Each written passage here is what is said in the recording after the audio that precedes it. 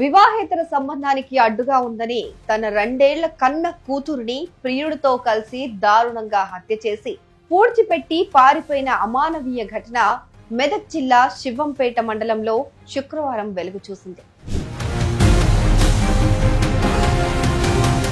మెదక్ జిల్లా తూప్రాన్ డీఎస్పీ నరేందర్ గౌడ్ వెల్లడించిన వివరాల ప్రకారం శివంపేట మండలం శభాష్పల్లి గ్రామానికి చెందిన మమత, సిద్దిపేట జిల్లా రాయపూల్ మండలం వడ్డేపల్లికి చెందిన బంటు భాస్కర్ ను పెళ్లి చేసుకుంది. వీరికి 3 ఏళ్ల శరణ్, 2 ఏళ్ల తనుశ్రీ సంతానం. గతంలో మమత అత్తింట్లో గొడవపడి పుట్టింటికొచ్చి వారం రోజుల పాటు ఉంది. ఈ క్రమంలో అదే గ్రామానికి చెందిన పాత నేరస్తుడు ఫయాజ్ తో చనువుగా ఉంటూ కుమార్తెతో సహా కనిపించకుండా పోయింది. ఈ మేరకు ఆమె తండ్రి కోట్ల రాజు మే 27న శివంపేట పోలీసులకు కంప్లైంట్ చేశారు. పోలీసులు మిస్సింగ్ కేసు నమోదు చేసుకున్నారు.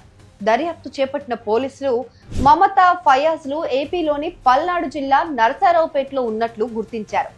ఇద్దరిని అదుపులోకి తీసుకుని శివంపేట తరలించారు. పాప తనుశ్రీ ఏదని ప్రశ్నించగా మమత, ఫయాజ్ నీళ్లు నమలడంతో లోతుగా విచారించారు.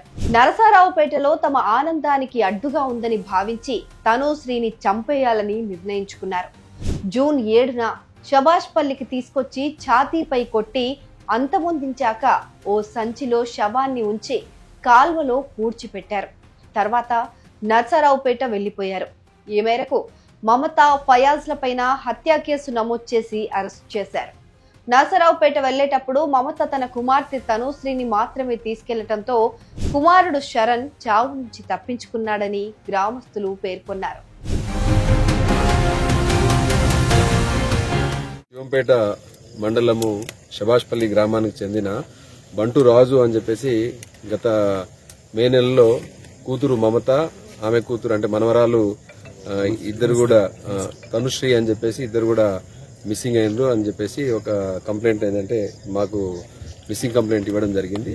దాని మీద మేము లోతుగా విచారణ చేసినాం. అప్పటి నుంచి విచారణ చేస్తుంటే ఇదే గ్రామానికి శభాష్పల్లి గ్రామానికి చెందిన ఫయాజ్ అనే వ్యక్తితోటి ఈ అమ్మాయికి పెళ్లయింది. పెళ్లయి రాయపూలు గ్రామము సిద్దిపేట కమిషనరేట్ పరిధిలోని రాయపూలు గ్రామానికి చెందిన వ్యక్తితో పెళ్లి కావడం వల్ల అక్కడి నుంచి కూడా గత మార్చ్ నెలలో అక్కడి నుంచి కూడా ఈ ఫయాజ్ అని శభాష్పల్లి గ్రామానికి చెందిన ఈ వ్యక్తితోటి ఆమె ఎలోప్ అయింది. తర్వాత మళ్ళీ ట్రేస్ చేసిన తర్వాత ఉన్నారు. తర్వాత మళ్ళీ ఇక్కడ నుంచి మేలో ఎలోప్ అయినట్లు మాకు సమాచారం అందింది. వాళ్ళ కోసం మేము అంటే తీవ్రంగా ప్రయత్నాలు చేస్తున్నాము. గత 3 నెలల నుంచి SI Shivampet and CI Toopran ఆధ్వర్యంలో టీమ్స్ కూడా తిరుగుతున్నాయి. సో ఇందులో భాగంగా మాకేంటంటే గుంటూరు నరసరావుపేట ఆ ఏరియాలో ఉన్నారని చెప్పేసి మాకు సాంకేతిక ఆధారాలతోటి మాకు తెలవడంతో మేము వాళ్ళను ట్రేస్ చేసి తీసుకొని వచ్చినాము. కానీ వాళ్ళు ఇద్దరు ఫయాజ్ తర్వాత ఎవరైతే మమత ఇద్దరు ఉన్నారో పాప లేదు. పాప ఎక్కడ పోయింది, తర్వాత తనుశ్రీ అమ్మాయి 2 సంవత్సరాల పాప ఎటు పోయిందంటే వాళ్ళు పొందలేని సమాధానం చెప్పడం జరిగింది. అనుమానంతో వాళ్ళ మేము చాలా సుదీర్ఘంగా వాళ్ళను ఇంటరాగేట్ చేయడం జరిగింది, విచారించడం జరిగింది. ఆ విచారణలో భాగంగా ఇద్దరు కూడా ఏంటంటే అమ్మాయిని తమకు అడ్డు ఉందని చెప్పేసి, అమ్మాయి జ్వరంతో ఉండడంతో అడ్డు ఉందని చెప్పేసి గత జూన్ 7th నాడు 7వ తారీఖు నాడు ఇక్కడికి పాపతో పాటు వస్తూ ఆమెను హత్య చేసినారు.